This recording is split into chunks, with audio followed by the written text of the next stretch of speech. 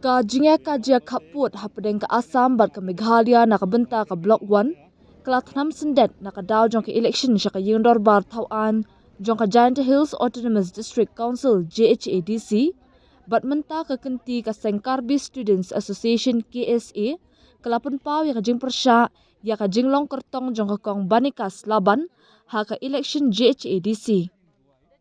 Kaseng KSA kalaong bakamla ban pediang da lele ru halur ka jinglong kertong jong ka kong Banikas namar ba kadai ka nongshong shnong jong ka West Karbi Anglong District bat kumta kumno kalit yakun ha ka election JHADC balapan long da ka jela Meghalaya.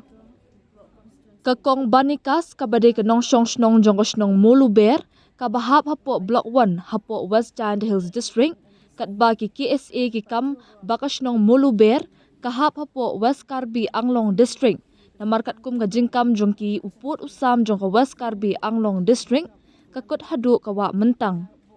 Kumban syupen kenmau ha ka Henry tarik menta katayo kinong syong shnong ka Karbi ki da khanglat khang lenti ya ka kong Banikas Laban bat ka kinhun jongka ha ka por bakapoy ha ka shnong Kermi bat ki Karbi ki keli balay kilat yalap election na ka shnong jongki kabahap hapo West Karbi Anglong District Assam.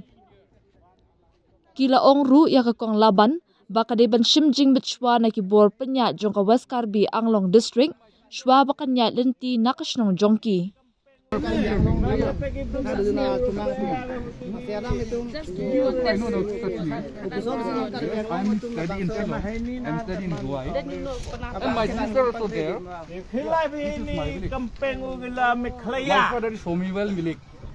LCB here. All the PC, all the Kazakhstan, you know. He is the last one. I study in Shillong. So we have to discuss first, huh? Yeah, we have to discuss first. Okay. Right now. Okay. Then we will return back. Yeah, we have to discuss for the. Discuss You know, later on. here is LCB. You have to discuss nicely and you can tell me. Right.